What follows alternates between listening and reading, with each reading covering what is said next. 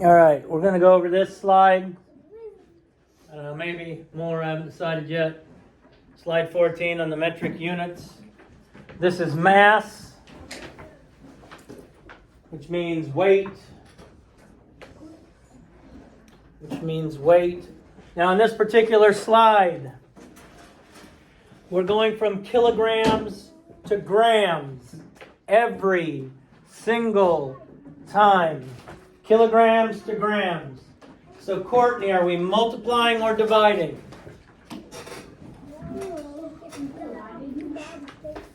Kilograms are bigger to grams, which are smaller. So we're going to multiply. And how many grams in a kilogram, Courtney? 1,000. So we're multiplying each one of these by 1,000. We're multiplying them by a whole number. So that means these numbers are going to get bigger. Yes, ma'am. On the second kilograms to grams, you have all those numbers on the wrong side. Oh, on the wrong side? All right, I'll fix that in a minute. So that's 458, 926, 7,000, 8,230. Thank you. 20,045. All right. All right, so this first side over here, we're multiplying by 1,000 because we're going from kilograms, which is bigger, to grams, which is smaller. Now, when we multiply, we're going to make the number in here greater, which means the decimal point needs to move to the right.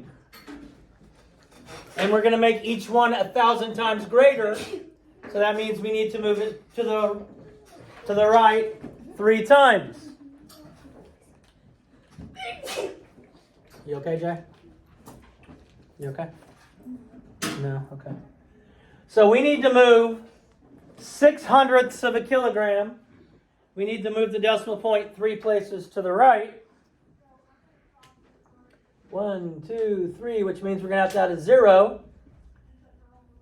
So we're going to have 60 grams. 60 grams, moving the decimal point 3 places to the right.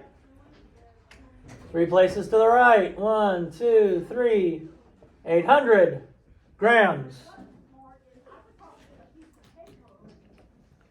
3 places to the right. 940 grams. We can all do 3 times 1,000 to get 3,000 grams. 3 times the right. 1, 2, 3. 7,560. Can I do the last one? Tell me what the last one is. The last one's 18,500. 18,500. We're just moving the decimal point. When I see problems done like this and I see the numbers change, you're not doing what you were taught. Multiplying or dividing by powers of 10, you're moving the decimal point. You don't want to multiply 94/100ths by 1,000. Just move the decimal point. Okay? Now this one, we're going from grams to kilograms. Thank you, Ella. Grams to kilograms. Grams are smaller to kilograms, which are bigger. Which means, Victoria, we multiply or divide? Good. We divide by how many grams in a kilogram? 1,000. So we're going to divide each of these by 1,000. Now, like the first one, 4 doesn't have a decimal point. Yes, it does, Mr. McMurdo. It's behind the ones place.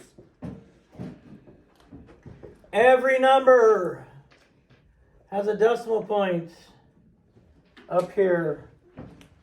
It's just behind the ones place.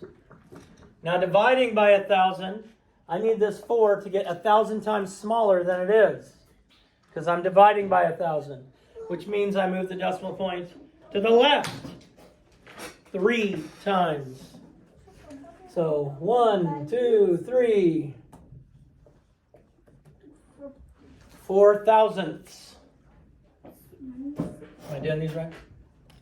Keep an eye and make sure I'm doing them right. 58 thousandths.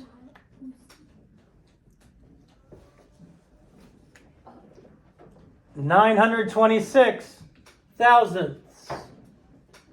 Yes, what's this one, Jay? That one's 7. Good. Can I do the next? Yeah, sure. Tell me the next one, Jay. It's 8.23. Okay, 8 and 23 hundredths, or 8 and 23 or 230 thousandths. Either one of these are both the same. Can I do the last one? No, Keaton's already volunteered to do the last one. What's the last one here, Keaton?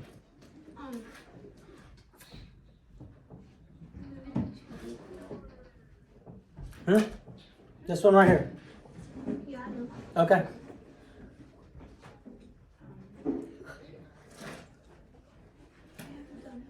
Okay. How many times do I have to move the decimal point, Keaton?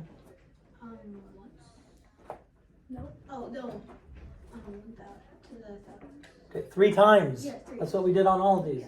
1, 2, 3. So you're going to get 20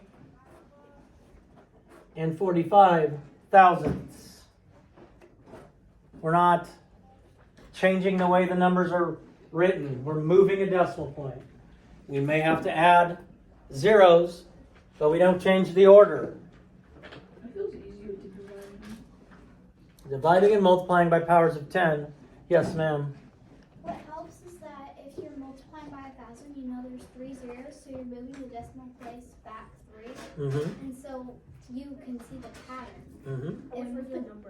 If we're doing kilograms to grams, then that means the decimal point is going back 3. Yep.